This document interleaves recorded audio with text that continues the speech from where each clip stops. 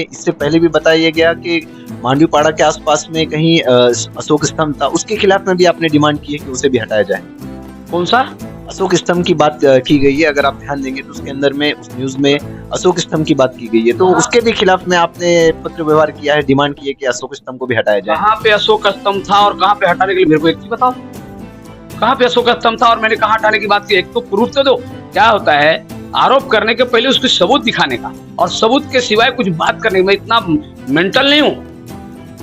ये जितने लोग कहते हैं ना, इनको मेरे से बहुत बड़ी जलन है और ये विरोधियों का सुपारी लेकर के काम कर रहे हैं। मुझे बताओ ना, मैंने कौन सा अशोक स्तंभ था और मैंने उसकी हटाने की बात की? एक प्रूफ तो देवे। इसी के बौद्ध विहार को हटाने के बारे में प्रूफ तो देवे मेरे को। मैं माफी मांगने के लिए तैयार हूँ, माफी मांगने के लिए मैं तैयार हूँ। यदि बुद्ध विहार तोड़ने का यदि मेरा पत्र रह गया ना, तो 1 गुंठा जमीन दूंगा, मेरे लिख करके दूंगा बौद्ध विहार के नाम से।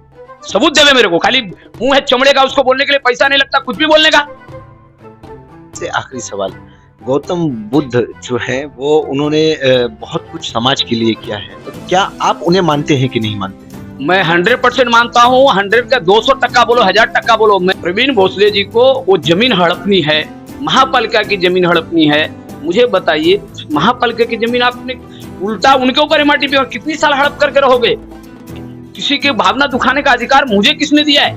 मैं जाति का पावन होने के नाते एक आप आरोप लगा रहे हो। मैं भी एक किसान का बच्चा हूँ, मध्यम वर्गीय से मानुष हूं। मैं किसी मेहनत करके कमाने खाने वाला, मैं किसी को लूट करके और इसी तरह से जमीन हड़प कर करके, प्रवीण भोसले जी जैसा जमीन हड़प कर करके और पीछे से गलत हमारे वरिष्ठ नेताओं को गलत बता करके ला करके अधिकारियों पे दबाव बना करके काम में मैं नहीं करता हूँ। पुलिस, महाराष्ट्र की पुलिस बहुत ही सूझबूझ वाली काम करती है, इसलिए महाराष्ट्र में सभी देश के कोने कोने से लोग आकर के यहाँ उद्योग धंधा व्यापार करते हैं। आदरणीय डीसीपी राहुल चौहान साहब, काशी गांव के पुलिस स्टेशन के प्रभारी तोगड़वाड़ साहब, और जिनके हाथ में चौकसी है, चौकसी अधिकारी पीआई श्री पुजारी साहब, इस सारी चीज को तथ्य जानने के बाद जो उचित कार्रवाई।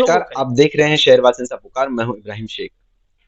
जिस तरह से आपने देखा था कि कल के दिन एक एट्रोसिटी की जो बात इस चैनल के माध्यम से कुछ लोग कर रहे थे, और वो नाम ले रहे थे राममोहन शर्मा जी का।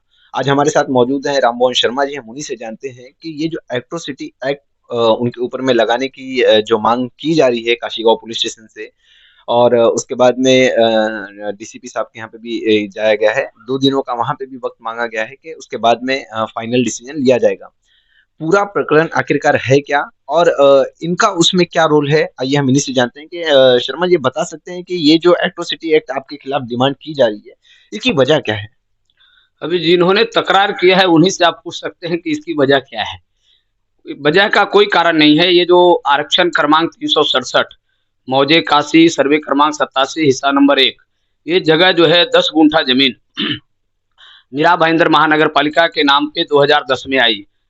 उदय नाइक विकासक जो थे, उन्होंने इस जगह के मुबदला में टीडीआर लिया, और टीडीआर लेने के बाद ये जगह महापालिका के ताबे में आई। तो मैंने महापालिका से, नगर रचना विभाग से कहा कि जिन्होंने टीडीआर लिया तो ये जगह को बाउंड्री मार करके लीजिए, वहां पे बाउंड्री वॉल होनी चाहिए।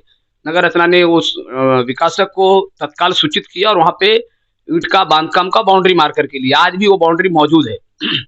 लेकिन उसके बाद मैंने क्या किया कि ये स्कूल रिजर्वेशन प्लॉट था, इसलिए बगल में इंग्लिश स्कूल है और यहाँ हिंदी भाषी स्कूल होना चाहिए, क्योंकि दूसरी जगह पे हिंदी स्कूल के लिए, दूसरी जगह उसका पे लोगों का, मध्यम वर्गीय के लोग, गरीब लोग रहते हैं, झोपड़पट्टी में रहने वाले जो लोग हैं, उनको पढ़ाने के लिए फीस ज्यादा देना पड़ता है।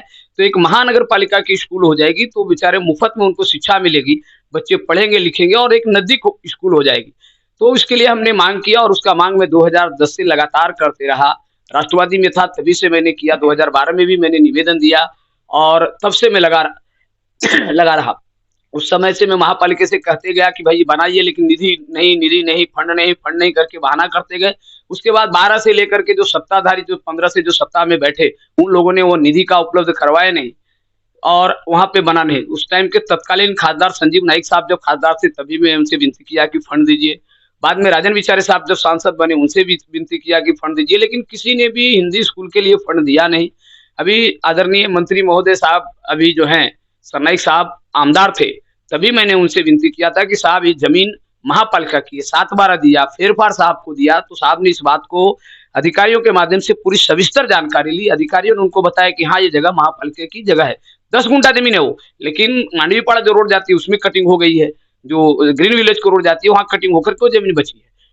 और मेरा स्कूल बनाने का हेतु रहा है, मैंने किसी का बुद्ध विहार हो या किसी ने अतिक्रमण किया है उसको तोड़ो फोड़ो बुद्ध विहार हटाओ, ऐसा मेरा एक भी निवेदन मिलेगा नहीं। मैं आपको यहाँ पे रोक करके कहूंगा कि उन्होंने वहां पे बताया है कि जब आपने जो स्टेटमेंट दिया है उसमें बाकायदा बुद्ध विहार मेंशन किया हुआ है, तो आप बुद्ध विहार को टारगेट कर रहे हैं, ऐसा वो लोगों का कहना है। मेरा स्टेटमेंट क्या है बुद्ध विहार में, वो बतावे कि मेरा क्या है स्टेटमेंट। बुद्ध विहार के नाम पे मैं आपको वापस बार बार कहता हूँ, आदरणीय खानवी साहब ने उन समाज के लोग जाके मिले थे तोड़ कार्रवाई होने के पहले, तो उन्होंने कहा है कि वहां एक फ्लोर पे ग्राउंड फ्लोर पे बुद्ध विहार बनाएंगे। लेकिन हमारे जो तकरारदार हैं उनको वो उस बुद्ध विहार से लेना देना नहीं है, उनको पूरी जगह चाहिए, वहां पे अतिक्रमण चाहिए। पहले भी अतिक्रमण करके वो जिम खाना खोल कर करके भाड़ा कमा रहे थे, खा रहे थे, अपना पेट चला रहे थे उसके ऊपर।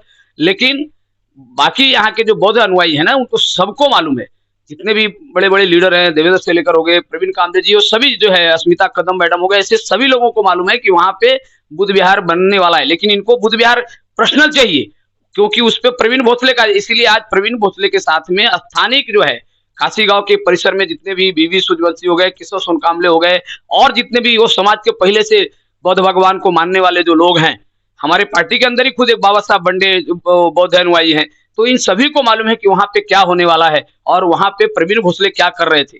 प्रवीण भोसले ने वहां पे ऐसे कर्मकांड किए कि उनके ऊपर गुना भी दाखिल हुआ है Kashimira police station, Kashigaon police station बनने से पहले काशीमीरा पुलिस स्टेशन, उसकी भी तहकीकात होना चाहिए। आदरणीय किरण सावंत साहब मुंबई से आए हैं, उनको आधी जानकारी प्रवीण भोसले जी ने बताया, इसके तहत उन्होंने मांग की है।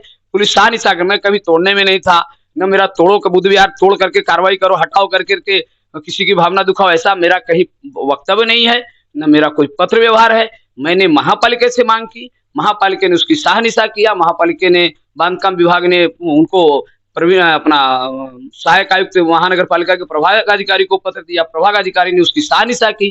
काशी गांव के पुलिस बंदोबस्त के तहत में वो कार्रवाई हुई है। काशी गांव के पुलिस बंदोबस्त में उस दिन जो लोग थे वो लोग बतावे कि राममोहन शर्मा वहां पे था क्या, कि ये बुद्ध विहार तोड़ो, ये तोड़ो, वो तोड़ो। मैं क्या बहुत बड़ा कमिश्नर हूं कि मेरे आदेश से कोई भी कार्रवाई हो जाता है? अच्छा, मेरा आपसे एक सवाल है कि जिस तरह से आपने कहा कि वहां पे जिस कामले नामक व्यक्ति है वो अपना पर्सनल बिजनेस कर रहे थे, जो इस बारे में हमने उनसे भी सवाल किया कि आप वहां पे बिजनेस कर रहे थे, तो उन्होंने कहा कि जो बुद्ध धर्म की जो मंदिर है उनकी उसमें कोई डोनेशन नहीं देता है, तो उसका पैसा वो उसमें लगा रहे थे, तो गलत क्या कर रहे थे? देखिए वो क्या कर रहे थे वो मुझे नहीं मालूम, लेकिन वहां पे इस प्रकार का था या नहीं था मुझे बताइए। वहां पे प्रवीण भोसले के साथ में और कौन व्यक्ति बुद्ध समाज के दो थे, बौद्ध समाज के अच्छे अच्छे यहाँ पे हैं कितने।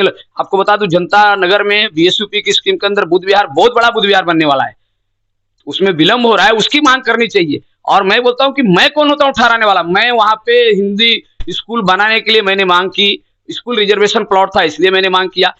खेल का मैदान जहां वहां खेल बनाने के लिए मांग करूंगा, बगीचा जहां पे है वहां बगीचा बनाने के लिए मांग करूंगा। तो क्या ये मेरा मांग करना क्या गुनाह है मेरा? हमारे मीरा भाईंदर में स्कूल ऐसी बहुत सारी है जिसकी स्थिति सही नहीं है, तो क्या ये जो बनेगी इसकी स्थिति सही रहेगी और लोग आएंगे उसमें पढ़ने के लिए?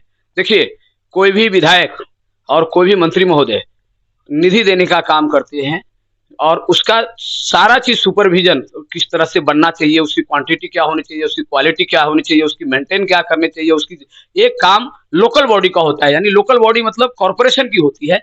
तो ये कॉर्पोरेशन का काम है और यदि कॉर्पोरेशन नहीं करेगा तो हम आप जैसे सभी लोग हैं उसकी महापालिका से पत्र व्यवहार करेंगे और मांग करेंगे कि इसको व्यवस्थित मेंटेन करे। सर, महाराष्ट्र के अंदर में सरकारी कई स्कूलें बंद हो रही हैं, ये खुलेगी तो क्या इसमें लोग एडमिशन लेंगे? जरूर लेंगे, इतनी बड़ी लोक संख्या है, लोग दुआ दे रहे, सरनाईक साहब को दुआ दे रहे, महापालिका को दुआ दे रहे और साथ साथ में मुझे भी दुआ दे रहे कि भाई आपने बहुत अच्छी मांग की, वहां पे स्कूल का काम चालू हो गया है।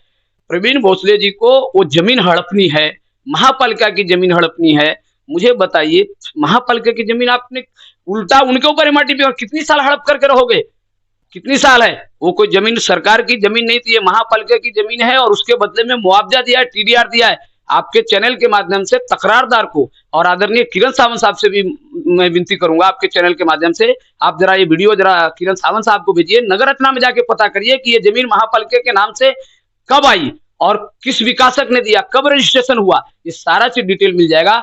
तब उस दिन से किरण सावंत साहब प्रवीण भोसले को सपोर्ट नहीं करेंगे। मेरा आपसे आखिरी सवाल, गौतम बुद्ध जो है वो उन्होंने बहुत कुछ समाज के लिए किया है, तो क्या आप उन्हें मानते हैं कि नहीं मानते? मैं 100% मानता हूँ, 100 का 200% बोलो, 1000% बोलो, मैंने मेरे पत्र में दिया हूँ कि उस स्कूल का नाम बुद्ध भगवान के नाम से दिया जाए। आप जाकर के रिकॉर्ड महापालिका से मांग करके देख लीजिए, क्योंकि किसी के भावना दुखाने का अधिकार मुझे किसने दिया है? मैं जाति का बावन होने के नाते एक आप आरोप लगा रहे हो। मैं भी एक किसान का बच्चा हूँ, मध्यम वर्गीय से मानुष हूं। मैं किसी मेहनत करके कमाने खाने वाला, मैं किसी को लूट करके और इसी तरह से जमीन हड़प कर करके, प्रवीण भोसले जी जैसा जमीन हड़प कर करके और पीछे से गलत हमारे वरिष्ठ नेताओं को गलत बता कर करके ला करके अधिकारियों पे दबाव बना करके काम में मैं नहीं करता हूँ। पुलिस, महाराष्ट्र की पुलिस बहुत ही सूझबूझ वाली काम करती है, इसलिए महाराष्ट्र में सभी देश के कोने कोने से लोग आकर के यहाँ उद्योग धंधा व्यापार करते हैं। आदरणीय डीसीपी राहुल चौहान साहब, काशी गांव के पुलिस स्टेशन के प्रभारी तोगड़वाल साहब, और जिनके हाथ में चौकसी है, चौकसी अधिकारी पीआई श्री पुजारी साहब, इस सारी चीज को तथ्य जानने के बाद जो उचित कार्रवाई हो वो करेंगे। मेरा अभी एक और सवाल है कि इससे पहले भी बताया गया कि मांडवीपाड़ा के आसपास में कहीं अशोक स्तंभ था, उसके खिलाफ में भी आपने डिमांड की है कि उसे भी हटाया जाए। कौन सा? अशोक स्तंभ की बात की गई है, अगर आप ध्यान देंगे तो उसके अंदर में उस न्यूज में अशोक स्तंभ की बात की गई है, तो उसके भी खिलाफ में आपने पत्र व्यवहार किया है, डिमांड की है कि अशोक स्तंभ को भी हटाया जाए। कहाँ पे अशोक स्तंभ था और कहाँ पे हटाने के लिए मेरे को एक चीज बताओ। कहाँ पे अशोक स्तंभ था और मैंने कहाँ हटाने की बात की? एक तो प्रूफ तो दो। क्या होता है आरोप करने के पहले उसके सबूत दिखाने का, और सबूत के सिवाय कुछ बात करने का। मैं इतना मेंटल नहीं हूं।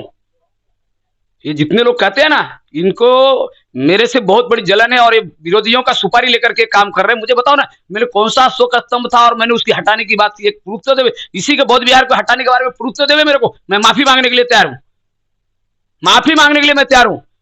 यदि बुद्ध विहार तोड़ने का यदि मेरा पत्र रह गया ना, तो 1 गुंठा जमीन दूंगा, मेरे लिख करके दूंगा बौद्ध विहार के नाम से। सबूत देवे मेरे को। खाली मुंह है चमड़े का, उसको बोलने के लिए पैसा नहीं लगता, कुछ भी बोलने का।